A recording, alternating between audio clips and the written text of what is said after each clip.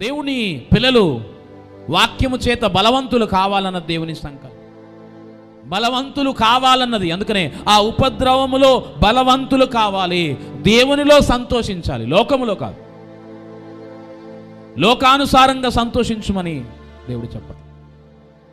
దేవుని శక్తి మన మీద నిలిచి ఉంటే ఈ ఉపద్రవములో, ఈ శ్రమల కాలములో, ఈ దేవుని పిల్లరా, ఈ నిందలలో, ఇబ్బందులలో మనందరం కూడా బలవంతులంగా ఉంటాం.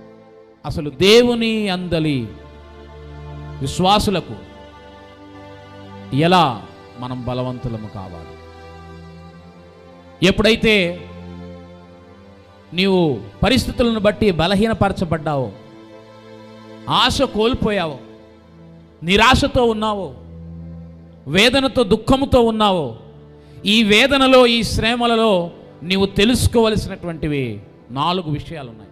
దేవుడు మానవులకు తీసుకుని వచ్చే ఈ శ్రమల వెనకాల గొప్పదైనటువంటి 4 విషయాలు ఉన్నాయి దేవుని. మొట్టమొదటిగా శ్రమ వెనకాల, అందుకనే శ్రమల వెనకాల లేకపోతే శ్రమల ద్వారా మన ఆత్మీయ స్థితి బయటపడుతుంది. ఎప్పుడైతే అనేకమైనటువంటి శ్రమల గుండా మనం ప్రయాణించామో అప్పుడు మన యొక్క బలహీనతలు మనకు స్పష్టంగా అందుకనే కనబడతాయి. అప్పటి వరకు కనబడవు. ఈ సమయంలో